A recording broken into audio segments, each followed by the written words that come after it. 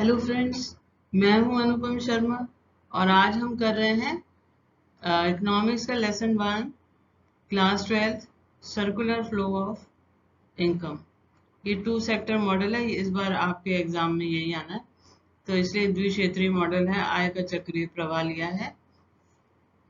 तो सबसे पहले हम जानते हैं कि सर्कुलर फ्लो ऑफ इनकम है क्या, यानी आय का चक्रीय प्रवाह है क्या। तो हमारे पास 4 सेक्टर होते हैं। एक होता है परिवार क्षेत्र, हाउस होल्ड सेक्टर। सेकंड है फर्में हैं, और तीसरा गवर्नमेंट सेक्टर है, और चौथा एक्सटर्नल सेक्टर है, एक्सपोर्ट और इंपोर्ट से रिलेटेड होता है। तो ये 4 सेक्टर हैं और इसमें आय का जो फ्लो है, इनकम का जो फ्लो है, कैसे सर्कुलेट होता है एक से सेक्टर से दूसरे सेक्टर में, फिर पहले सेक्टर में, ऐसे लगातार फ्लो हो रहा है, इसलिए इसको सर्कुलर फ्लो बोलते हैं, चक्रीय प्रवाह। Circular flow of income refers to unending flow of income from activities like production, income generation and expenditure. पहले प्रोडक्शन होगा, फिर उससे आय प्राप्त होगी, और उससे फिर व्यय करेंगे लोग, और फिर से जब व्यय करेंगे तो फिर प्रोडक्शन होगा। तो इस तरह से ये सर्कुलर फ्लो लगातार चलता है। तो अभी हम 2 सेक्टर मॉडल लिया है, जिसमें हमने लिए हैं फर्में और हाउस होल्ड सेक्टर। परिवार क्षेत्र लिया है और फर्में ली हैं। अब ये देखिए, ये रियल है circular for 2 sector model, real flow. तो रियल फ्लो में क्या होगा कि देखिए, ये जो फर्में हैं ये हाउस होल्ड्स को गुड्स एंड सर्विसेज प्रोवाइड करेंगी। ये देखिए फर्में हैं, ये गुड्स एंड सर्विसेज प्रोवाइड करेंगी। और फर्में जो है हाउस होल्ड को क्या देंगी, फैक्टर सर्विसेज के लिए पेमेंट करेंगी। ये फैक्टर सर्विसेज जो है हाउस होल्ड्स अभी फर्मों को दे रहे हैं, पेमेंट की बात नहीं हो रही अभी, क्योंकि ये रियल फ्लो है। इसलिए क्या प्रोवाइड करेंगे हाउस होल्ड्स? लैंड, अगर उत्पादक है उसको जमीन चाहिए तो रेंट पे लेंगे। अगर लेबर प्रोवाइड करेंगे, पूंजी प्रोवाइड करेंगे, और उत्पादक, सब चीजें जो है ये हाउस होल्ड प्रोवाइड कर रहा है। तो रियल फ्लो में मॉनेटरी नहीं है। फर्में जो हैं वो हाउस होल्ड्स को गुड्स एंड सर्विसेज प्रोवाइड कर रही हैं, और जो हाउस होल्ड्स हैं वो फर्मों को फैक्टर सर्विसेज यानी land, labour, capital and entrepreneur provide कर रहे हैं। अब है मॉनेटरी फ्लो। मौद्रिक जो है आपका फ्लो हो रहा है, तो उसमें कैसे है? Money flow in 2 sectors.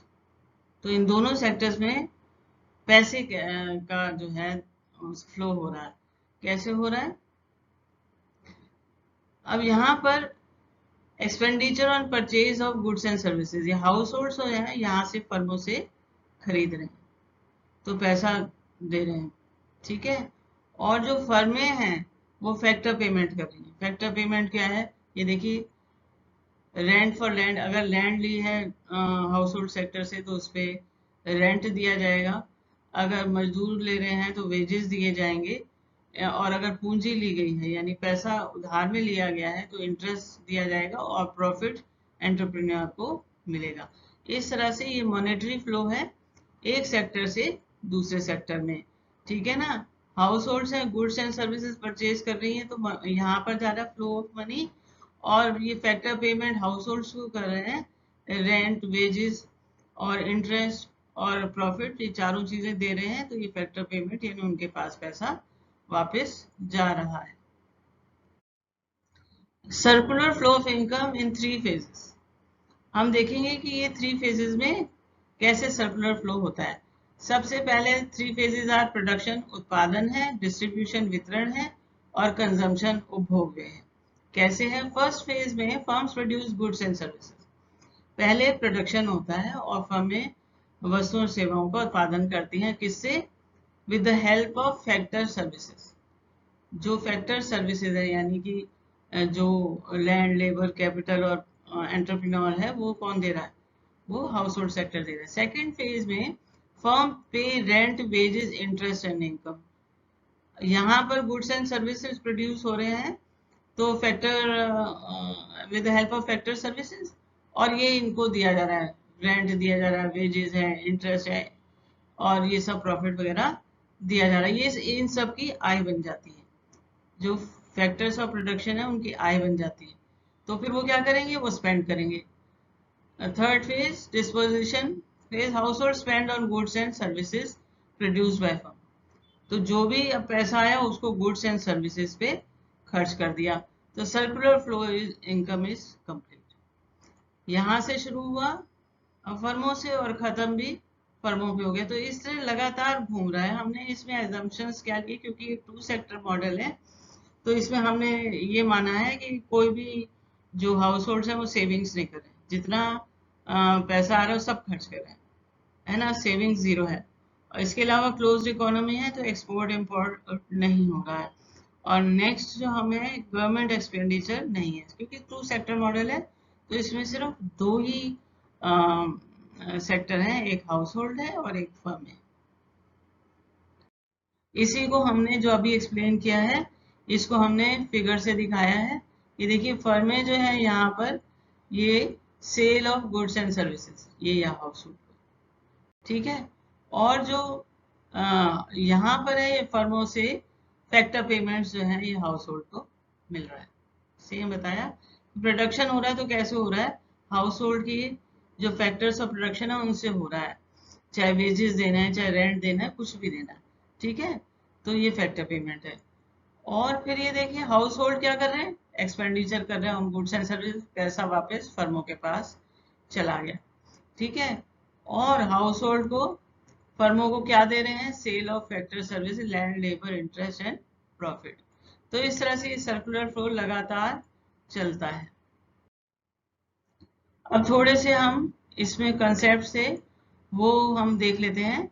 Stocks क्या है, value of variables at the point of time.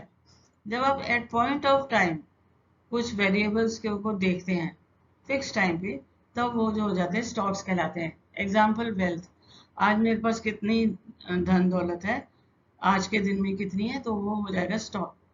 Labour force आज के टाइम में कितनी है, पॉपुलेशन ऑफ ए कंट्री कितनी है, तो ये स्टॉक है, ठीक है। और फ्लो वेरिएबल्स है, value very during a period, जब इनको एक वर्ष के अंतर में मापा जाता है ना। तो जैसे periods of time, example income, national income है, 1 साल के भीतर नेशनल इनकम को देखते हैं। अकाउंटिंग ईयर होता है 1 अप्रैल से 31 मार्च। इसी तरह से कैपिटल फॉर्मेशन है, वो 1 साल के अंदर कितनी कैपिटल फॉर्मेशन हुई, कितनी प्लांट और मशीनरी लग गई, तो उसके लिए है। और इंटरेस्ट ऑन कैपिटल वो भी साल भर के लिए काउंट होता है। तो जो साल भर के लिए काउंट हो रहा है, वो जो है आपका वेरिएबल जो है वो फ्लो कहलाएगा। और जो पॉइंट ऑफ टाइम पे है, जैसे आज 10 अप्रैल को 2022 में कितनी जनसंख्या है, अगर एक पॉइंट ऑफ टाइम पे है तो वो स्टॉक कहलाएगा। Injections are those variables if they rise when it leads to increase in national income. तो आपके इंजेक्शन मतलब भरना, तो आपके इनकम में इनकम को भरना, ठीक है। तो इनकम कैसे भरते हैं, एग्जाम्पल गवर्नमेंट कंजम्पशन, अगर गवर्नमेंट कंजम्पशन कर रही है तो स्पेंड कर रही है, स्पेंड कर रही है तो लोगों को हाथ में पैसा आता है, तो पैसा आएगा रोजगार बढ़ेगा। तो इस तरह से ये गवर्नमेंट कंजम्पशन और एक्सपेंडिचर है ना, बहुत सारे सड़कों पे और फ्लाईओवर पे, मेट्रो पे खर्च करती है, तो वो लोगों को एम्प्लॉयमेंट मिल जाती है और आय फिर बढ़ती है। और एक्सपोर्ट से भी हमारे देश की आय बढ़ती है। और लीकेजेस जो हमारे नेशनल इनकम से निकल गए, ठीक है, lead to a national, example saving, अगर सेविंग कर ली इसका मतलब आप कंजम्पशन नहीं कर रहे हैं, आप इन्वेस्टमेंट नहीं कर रहे हैं। ऐसे गवर्नमेंट टैक्सेस आ गए तो टैक्स जितना है उतना आप खर्च नहीं कर पाएंगे।